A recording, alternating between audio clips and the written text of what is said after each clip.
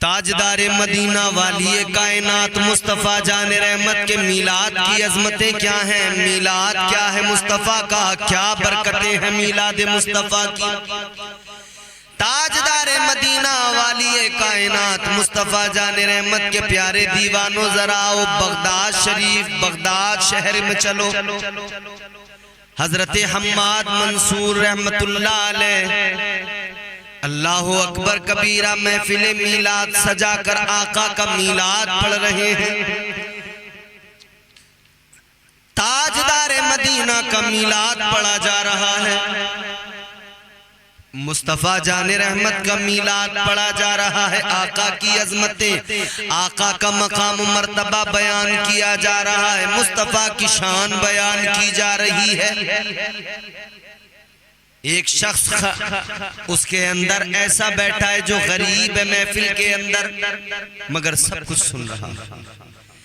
حضرت حماد منصور بیان کر رہے ہیں آقا کے میلاد پر جو کوئی بندہ پیسے خرچ کرے گا، میلاد منائے گا، چراغاں کرے گا، محفلیں سجائے گا، اسے کیا برکتیں حاصل ہوں گی بیان چل رہا ہے۔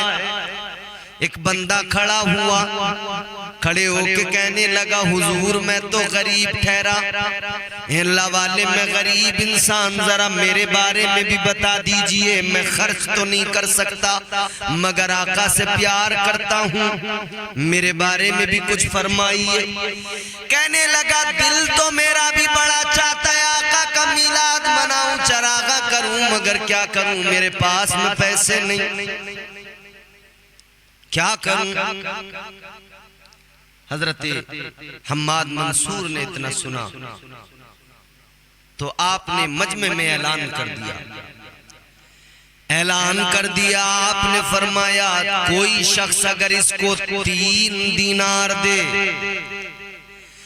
اگر اس کو کوئی شخص 3 دینار دے میں اس کے لیے 3 دعائیں کروں گا۔ 3 دینار اگر کوئی شخص اس کو دے گا میں 3 دعائیں کروں گا۔ ایک شخص کھڑا ہوا کہنے لگا حضور 3 دینار میں دینے کو تیار ہوں، آپ میرے لیے دعا کیجئے۔ اس نے 3 دینار دیے، دعا کرانے لگا اپنے لیے۔ اللہ والے نے فرمایا بول پہلی دعا کیا چاہتا ہے، کیا مانگنا چاہتا ہے، پہلی دعا بتا۔ یہ شخص کہنے لگا اے اللہ والے میں غلام ہوں ایک یہودی کا، آزادی چاہتا ہوں، دعا کیجئے اللہ مجھے آزادی نصیب فرمائے۔ کہا دوسری دعا بتا۔ یہ دعا اللہ کی بارگاہ میں معروضہ پیش کر دیا، اللہ والے نے دعا مانگی یا اللہ میلاد مصطفیٰ کے صدقے اسے آزادی نصیب فرما۔ دوسری دعا فرماتے دوسری دعا بول کیا مانگنا چاہتا ہے؟ اس نے کہا حضور دوسری دعا یہ میں یہودی کا غلام ہوں، میں مسلمان وہ یہودی، میں چاہتا ہوں کل بروز قیامت جب میں جنت میں جاؤں میرا مالک بھی میرے ساتھ جنت میں جائے، اللہ تعالیٰ جب مجھے جنت عطا فرمائے میرا مالک بھی میرے ساتھ جنت میں جائے، میں چاہتا ہوں اللہ میرے مالک کو ایمان کی دولت عطا فرما دے، میرا مالک جو یہودی ہے مسلمان ہو جائے۔ یہ دوسری دعا، اللہ والے نے ہاتھ اٹھا کر دعا مانگی یا اللہ اس کی اس دعا کو قبول فرما۔ فرمانے لگے تیسری دعا بتا، اپنی تیسری دعا کیا مانگنا چاہتا ہے؟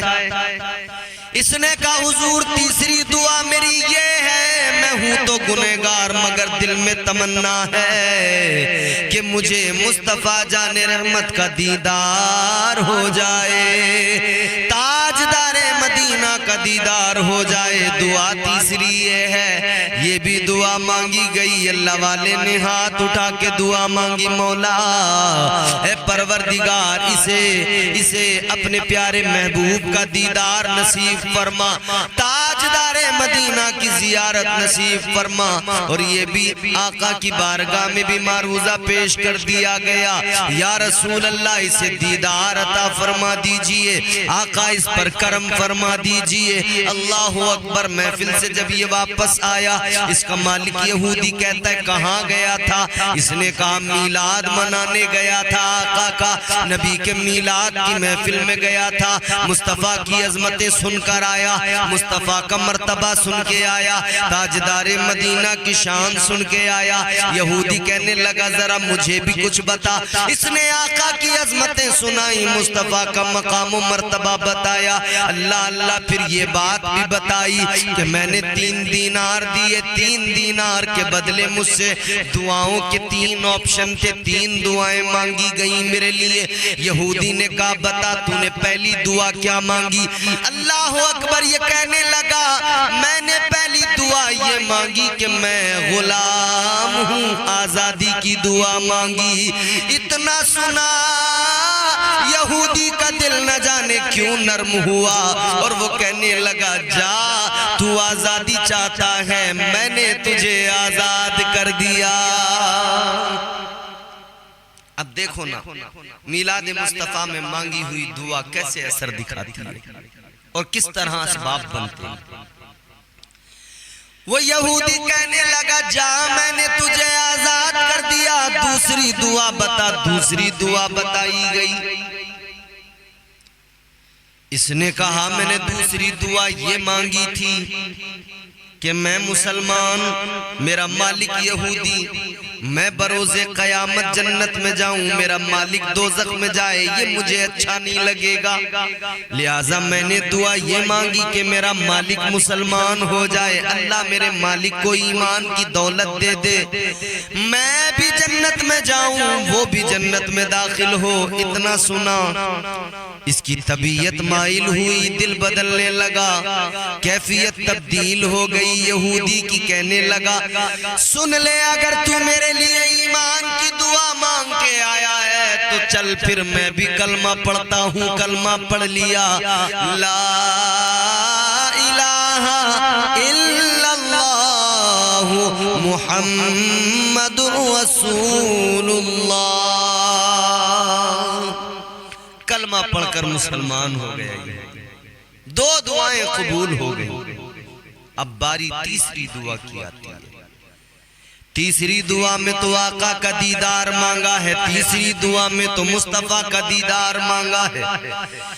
اللہ اکبر۔ عزیزان گرامی وقار غور فرمائیے، تیسری دعا میں مصطفیٰ کا دیدار مانگا ہے۔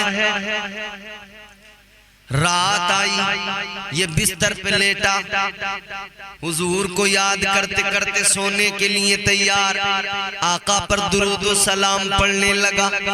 تاجدار مدینہ پہ درود و سلام پڑھتا رہا، درود و سلام پڑھتے پڑھتے نیند آ گئی۔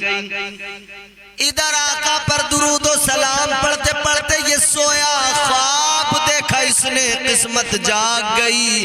خواب میں مدینے والے مصطفیٰ تشریف لے آئے۔ اے لوگو یہ میلاد مصطفیٰ کی دعائیں ہیں، تینوں قبول ہو گئیں، یہ میلاد مصطفیٰ کی برکتیں ہیں، تو میلاد منایا کرو، میلاد مصطفیٰ میں دعائیں مانگا کرو۔ میلاد میں جو دعا مانگی جائے گی اللہ اس دعا کو قبول فرماتا ہے۔ اسی لیے تو ہم کہتے ہیں جو مانگنا ہے مانگ لو، سرکار آ گئے، دونوں جہاں کے مالک و مختار آ گئے، آزادیاں دلانے غلاموں کو قید سے، آقائے دو جہاں شہ ابرار آ گئے۔ تو اپنے آپ سے محبت کرنے لگا کس لیے؟ تو اپنے آپ سے پیار کرنے لگا کس لیے؟ اللہ کی بارگاہ قدرت سے جواب آیا، اس لیے کہ میں پہچانا جاؤں، اس لیے کہ میں جانا جاؤں، اس لیے کہ میں ہی میں ہوں، میرے علاوہ کچھ بھی نہیں ہے۔ تو اب چاہتا ہے پروردگار کہ کسی کو بنایا جائے، کسی کو پیدا کیا جائے، کوئی تو ہو جو یاد کر کے روئے، کوئی تو ہو جو یاد کر کے مسکرائے، کوئی تو ہو جو قصہ غم سنائے، کوئی تو ہو جو اپنے درد سنائے، کوئی تو ہو جو مشکلوں میں ہاتھ پھیلائے، کوئی تو ہو جو سجدوں میں سر جھکائے، کوئی تو ہو جو تسبیح بیان کرے، کوئی تو ہو جو حمد کرنے والا ہو تاکہ وہ حامد بنے، تاکہ وہ حامد اللہ اکبر کبیرہ۔ تاجدار مدینہ کے غلاموں تو پروردگار عالم نے اپنے نور کی تجلی سے، پروردگار نے اپنے نور کے فیضان سے، نور خدا کا پہلا فیضان، پہلی تجلی، جیسے سورج نکلتا ہے، سورج کی پہلی کرن زمین پہ پڑتی ہے، بالکل اسی طرح پروردگار نے اپنے نور کی پہلی تجلی سے، اپنے نور کی پہلی کرن سے پروردگار نے مصطفیٰ جان رحمت کا وجود تیار کیا، تاجدار مدینہ کا نور تیار کیا، اللہ نے محبوب کو پیدا کر دیا، حضور کو بنا دیا، تاجدار مدینہ کو پروردگار نے پیدا کروا دیا، تمہارے میرے آقا کا وجود تیار ہوا۔ عزیزان گرامی القدر، ہم مصطفیٰ جان رحمت کو اللہ نے پیدا کیا۔ حضرت جابر نے آقا کی بارگاہ میں عرض کیا تھا، یا رسول اللہ، اللہ تعالیٰ نے سب سے پہلے کیا چیز، کون سی چیز کو پیدا فرمایا، کسے پیدا فرمایا؟ تو اللہ کے نبی نے فرمایا، تمہارے میرے آقا نے فرمایا، ہمارے امت نے فرمایا، اے جابر سنو، مجھے اپنے رب کی عزت کی قسم ہے، اللہ تعالیٰ نے سب سے پہلے تمہارے نبی کے نور کو پیدا فرمایا۔ اس وقت پیدا کیا کہ جس وقت میں نہ زمین تھی نہ آسمان، اس وقت پیدا کیا جس وقت میں نہ لوح تھی نہ قلم، اس وقت پیدا کیا نہ عرش نہ کرسی، اس وقت پیدا کیا کہ کائنات میں کچھ بھی نہیں تھا، اللہ نے تب محبوب کو پیدا کر دیا۔ لیکن اب یہاں سے ذرا توجہ کرو، اللہ نے بنایا سب سے پہلے، مگر جب دنیا میں بھیجنے کی باری آئی، جب لبادہ بشریت میں بھیجنے کی باری آئی، تو اللہ تعالیٰ نے سارے نبیوں کے بعد میں بھیجا، سارے رسولوں کے بعد میں بھیجا، خاتم النبیین بنا کر بھیجا، آخری نبی بنا کر بھیجا، نبوت کا سلسلہ ختم کر دیا آقا پر، تاجدار مدینہ پر نبوت کا دروازہ بند کر دیا گیا، سب کے بعد میں بھیجا۔ اور اس بھیجنے میں راز یہ تھا، آپ نے دیکھا ہوگا جب کہیں بادشاہوں کے آپ نے قصے سنے ہوگے، جب داستانیں سنی ہوگی تو آپ کو پتہ لگا ہوگا کہ جب بادشاہ آتا تھا تو اس کے آنے سے پہلے وزیر آتا تھا، وہ آ کر اعلان کرتا تھا، اے لوگوں میں آ گیا، اب ذرا خبردار ہو جاؤ، اب میرے پیچھے بادشاہ آنے والا ہے۔ حضرت عیسیٰ علیہ السلام نے فرمایا، اے لوگوں، میں بنی اسرائیل کی اس آواز کی طرح ہوں جو پہلے آ گیا ہوں اور یہ دنیا کو بتانے آیا ہوں، اے دنیا والے، میرے دین بن کے پہلے آ گیا، میرے بعد میں نبیوں کا تاجدار آ رہا ہے۔ سبحان اللہ، نعرہ تکبیر، نعرہ رسالت، مسلک اعلیٰ حضرت فیضان علوم مجاہد ملت عرس قاضی شاہ بابا، نعرہ تکبیر، سبحان اللہ سبحان اللہ۔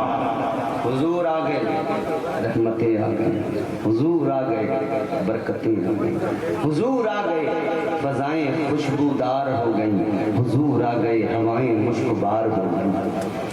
حضرت عبداللہ کا کچا مکان ہے، حضرت آمنہ کی آغوش محبت ہے، میرے مصطفیٰ دنیا میں تشریف لے آئے، تاجدار مدینہ کا بچپن دیکھو لاجواب، آقا کی سیرت دیکھو لاجواب، مصطفیٰ جان احمد کی زندگی کا ہر لمحہ دیکھو، 63 سالہ ظاہری زندگی ہے، توجہ کرو میرے عزیزو، 63 سالہ ظاہری زندگی میں آقا نے کیا کیا ہے، بچپن دیکھو۔ اب آپ کو قرآن سناؤں گا اور آقا کی زندگی سمجھاؤں گا، آقا کی عمر کے بارے میں بتاؤں گا۔ پروردگار عالم نے قرآن مجید کے اندر قسم اٹھائی، اللہ نے فرمایا، لَعَمْرُكَ إِنَّهُمْ لَفِي سَكْرَتِهِمْ يَعْمَهُونَ۔ اللہ تعالیٰ نے اپنے محبوب کی عمر کی قسم اٹھائی، اللہ نے حبیب کی زندگی کی قسم اٹھائی، اے لوگوں کو پاکیزہ زندگی ہے میرے آقا کی۔ حضرت حلیمہ سعدیہ کے گھر کے اندر آقا کی پرورش ہو رہی ہے، 3 مہینے کی عمر ہوئی حضور کی، 3 مہینے کی عمر میں آپ کے میرے گھر میں جو بچے ہوتے ہیں آپ نے ہم نے سب نے دیکھا ہے 3 مہینے کا بچہ بیٹھ نہیں پاتا, گردن سنبھال نہیں پاتا. 3 مہینے کا بچہ بیٹھ نہیں پاتا, گردن نہیں سنبھال پاتا, ایسا ہوتا ہے. مگر حضرت حلیمہ سعدیہ فرماتی ہیں جب آقا کی 3 مہینے کی عمر ہوئی تو تاجدار مدینہ دیواروں کو پکڑ کر آپ کھڑے ہونے لگے. جب تاجدار مدینہ کی 6 مہینے کی عمر ہو گئی تو میرے مصطفیٰ نے دوڑنا شروع کر دیا. جب میرے آقا کی 9 مہینے کی عمر ہو گئی آقا نے تیر اندازی شروع کر دی, تیر چلانا شروع کر دیا. سبحان اللہ سبحان اللہ. خیال ہے, خیال سنو, 9 مہینے کی عمر میں آقا نے تیر چلانا شروع کیا. حضرت حلیمہ سعدیہ نے کہا اے میرے محمد, اے اللہ کے محبوب, اتنی جلدی کیا ہے؟ 3 مہینے میں بچے بیٹھ نہیں پاتے, تم دیواروں کے سہارے سے کھڑے ہونے لگے. 6 مہینے میں بچے کھڑے نہیں ہو پاتے, تم نے دوڑنا شروع کر دیا. 9 مہینے میں تیر اندازی شروع کر دی, اتنی جلدی کیا؟ تو ایک خیال ہے, پاکیزہ خیال ہے. آقا نے گویا جواب دیا اے میری امی حلیمہ, پہلے جو نبی آئے, پہلے جو رسول آئے, اللہ نے ان کو عمر طویل عطا کی, اللہ نے لمبی عمریں عطا فرمائی. کسی کو 900 سال کی زندگی, کسی کو 1000 سال کی زندگی. آقا نے فرمایا مجھے اللہ تعالیٰ نے 1000 سال عطا نہیں کیے, اللہ نے 900 سال عطا نہیں کیے. ظاہری زندگی 63 سال ہے اور 63 سال میں 40 سال وہ ہے زندگی کے جس میں نبوت کا اعلان نہیں کرنا ہے, اعلان نبوت نہیں کرنا ہے. 40 سال گزارنے کے بعد میں پھر اعلان نبوت ہوگا. پھر 23 سال باقی رہ گئے, 23 ایئر, 23 سال. ان 23 سالوں کی راتوں کو جاگ کر گزارنا ہے. پھر ان 23 سالوں کے جو دن ہے انہی دنوں کے اندر ابو بکر کو صدیق اکبر بنانا ہے, عمر کو فاروق اعظم بنانا ہے, عثمان کو ذوالنورین بنانا ہے, علی کو شیر خدا بنانا ہے, حیدر کرار بنانا ہے, بیدر کو ابو ذر بنانا ہے, بلال کو کعبے کی چھت پہ چڑھانا ہے. قدرت کا جواب آیا محبوب جلدی جلدی جوان ہو جا کہ تیرا رب تیری عمر کی, تیری زندگی کی قسمیں اٹھائے گا. سبحان اللہ سبحان اللہ. اب آقا کی یہ زندگی 63 سالہ ظاہری زندگی میرے حضور, 63 سالہ زندگی کے ایک لمحے پہ غور کرو. 40 سال فقط کردار ہے, کچھ نہیں. کردار, اخلاق, بڑے بڑے جھوٹے جو رات دن جھوٹ بولتے تھے, نمبری جھوٹے, رات دن جو جھوٹ بولا کرتے تھے وہ بڑے بڑے جھوٹے آقا کو سچا کہنے لگے. کردار تاجدار مدینہ کا یہ تھا جو امانتوں میں خیانتیں کیا کرتے تھے, تاجدار مدینہ کی بارگاہ میں اپنی امانتیں لا کر رکھا کرتے تھے. یہ عرب کے لوگ تھے, آقا کو صادق الوعد الامین کہا کرتے تھے. پھر حکم آ گیا اعلان نبوت کرنا ہے, آقا نے اعلان نبوت کر دیا. ادھر اعلان نبوت ہوا, میرے آقا نے فرمایا اللہ ایک ہے, وہی عبادت کے لائق ہے. ایک اللہ کی عبادت کا حکم دیا, ایک اللہ کی پرستش کا حکم دیا. عزیزان گرامی القدر غور فرمائے, آج تو دور ایسا ہے اور اس دور سے اگر بات کرے انسان نے خدا کی تلاش کی تو پھر تلاش کرتے کرتے اتنے خدا مل گئے, اتنے خدا مل گئے, اتنے معبودان باطل مل گئے کہ کروڑوں میں تعداد پہنچ گئی. لوگوں نے کروڑوں بنا لیے, جسے دیکھا بچے تو دیکھا, یہ بھی ڈاکٹر صاحب کو دیکھا, یہ بھی سارے ادھر گنتی نہیں رہی, یہاں کروڑوں میں پہنچ. کائنات کے اندر اتنے خدا, مگر میرے آقا نے اعلان کیا اس وقت میں جب مکے کے اندر, کعبے کے اندر 360 معبودان باطل آقا نے اعلان کیا یہ سب خدا نہیں ہے، یہ تو اللہ تعالیٰ کی مخلوق ہے۔ اللہ تو وہ ہے جس نے انہیں بھی پیدا کیا اور تمہیں اور مجھے بھی پیدا کیا ہے۔ وہ اکیلا خدا، وہ پروردگار ہے۔ اعلان نبوت کر دیا، دو گروہ بن گئے، ایک گروہ ایسا جو مصطفیٰ کے وفاداروں کا گروہ تھا، ایک گروہ ایسا جو آقا کے دشمنوں کا گروہ تھا۔ ایک دشمنوں کی جماعت بنی، ایک جماعت مصطفیٰ کے وفاداروں کی بنی۔ جس جماعت کے اندر وفادار ہے، جس جماعت کے اندر عاشق ہے، وہ گروہ غریبوں کا ہے، اس میں غریب ہے، اس میں نچلے طبقے کے لوگ ہیں، حالانکہ ان کا کردار بڑا اعلیٰ ہے، ان کی گفتار بڑی اعلیٰ ہے، مگر غریب ہے وہ لوگ۔ مکے کے لوگ ان کو کمزور سمجھتے ہیں، نچلے طبقے سے سمجھتے ہیں، لیکن وہ آقا کے دامن کرم میں آ گئے۔ اے غریبوں سنو سنو، اللہ تعالیٰ کے پیارے رسول نے جب نبوت کا اعلان کیا، غریبوں نے دامن تھام لیا، غریبوں نے کلمہ پڑھ لیا۔ اسی لیے تو آقا نے اعلان کیا اسلام شروع بھی غریبوں سے ہوا، اسلام ختم بھی غریبوں پر ہو جائے گا۔ سبحان اللہ سبحان اللہ۔ کیونکہ جو ذرا سا مالدار ہوتا ہے نا، وہ پھر شریعت میں طبیعت کو شامل کرنے لگتا ہے۔ 4 پیسے اللہ تعالیٰ نے عطا کر دیے، اب حالت نہ پوچھو، یہ شریعت میں دخل اندازی کرنے لگا۔ مولانا صاحب مسئلہ بتائیں، امام صاحب مسئلہ بتائیں، یہ سننے کو تیار نہیں، کہتا ہے مولانا میں پڑھا لکھا تو نہیں ہوں، مگر مسئلہ جو میں بتا رہا ہوں وہی ہے۔ ابے جب تو پڑھا لکھا نہیں، جانتا نہیں، تو کیسے کہہ سکتا جو میں بتا رہا ہوں وہی صحیح ہے؟ بتائے گا وہ جو علم رکھتا ہوگا۔ اللہ نے فرما دیا علم والے اور جاہل کبھی برابر نہیں ہو سکتے۔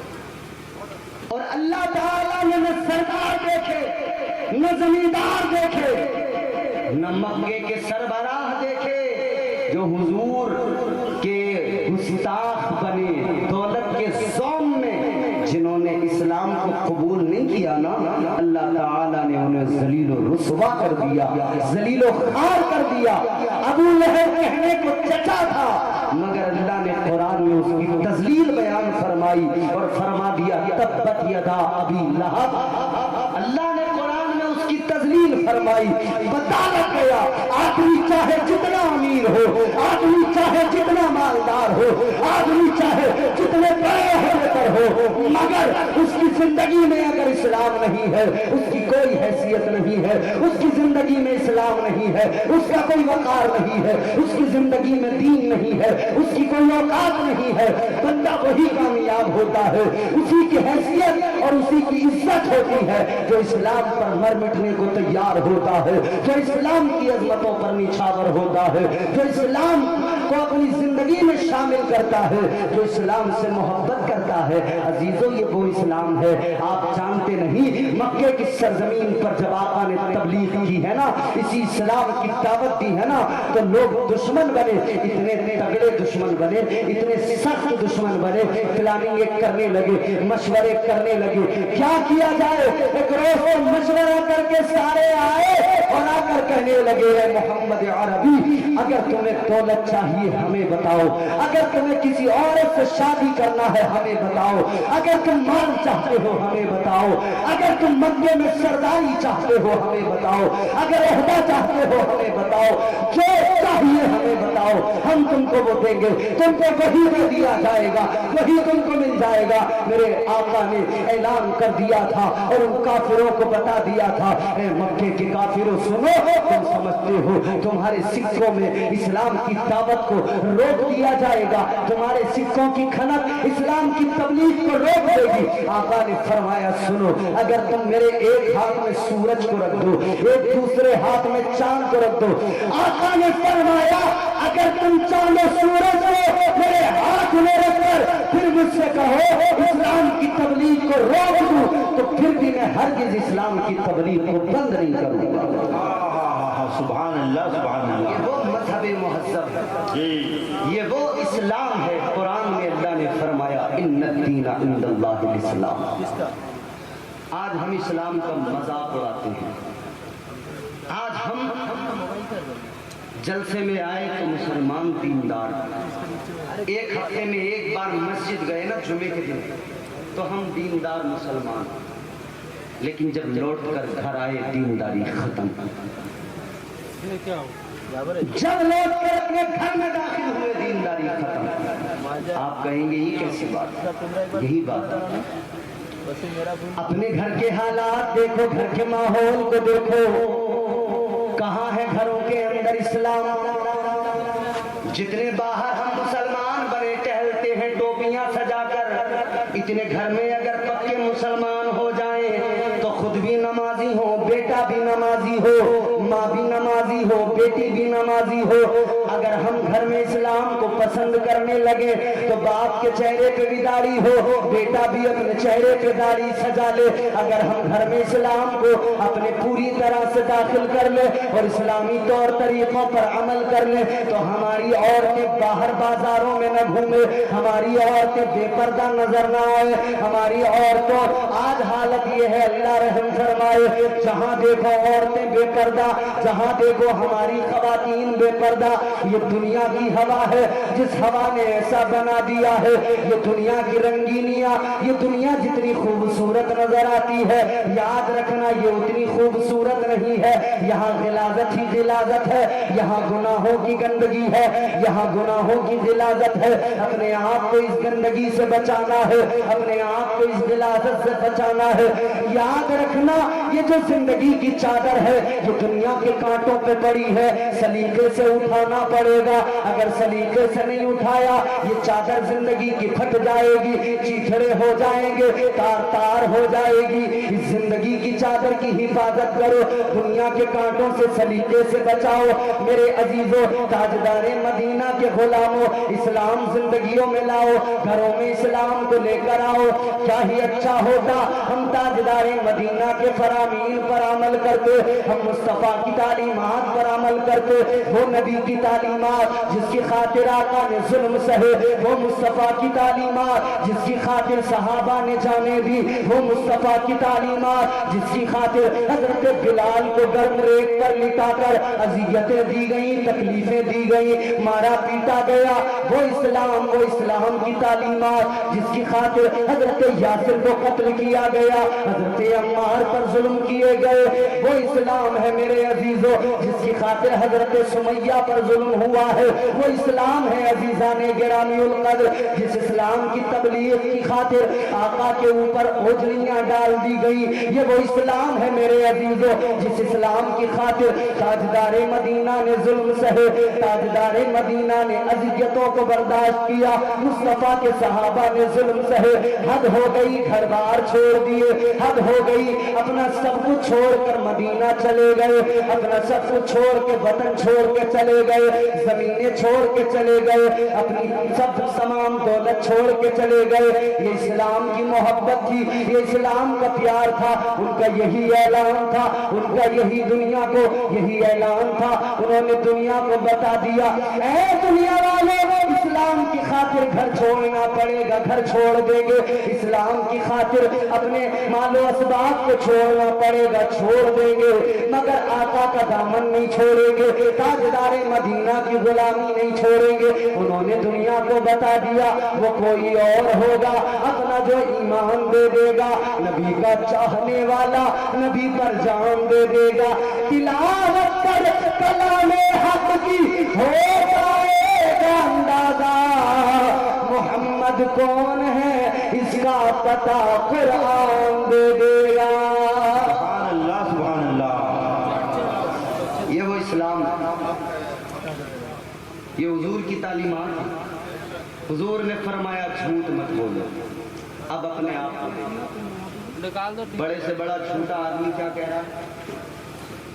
ہر وقت جھوٹ، ہر وقت جھوٹ، مگر پھر بھی کیا کہہ رہا ہے کہ صاحب مجھے جھوٹ سے بڑی نفرت ہے۔ بڑے سے بڑا نمبری جھوٹا آدمی ہو کیا کہتا ہے؟ میرے سامنے جھوٹ نہیں بولنا، مجھے جھوٹ سے نفرت ہے۔ تو کتنا بڑا سچا ہے. مسجد میں نماز پڑھ کے نکلتا ہے, دروازے پہ آ کے جھوٹ بولتا ہے, واہ مسلمان. اور ہم وہ واحد قوم ہیں جو اپنا تماشا خود دیکھتے ہیں. تماشا بھی ہمارا ہے, تماشائی بھی ہم ہیں. تماشا بھی ہمارا ہے, تماشائی بھی ہم ہیں. اور ایک جملہ میں آگے بڑھ کر کہہ رہا ہوں, مظلوم بھی ہم ہیں, ظالم بھی ہم ہیں. بولو سچائی نہیں ہے؟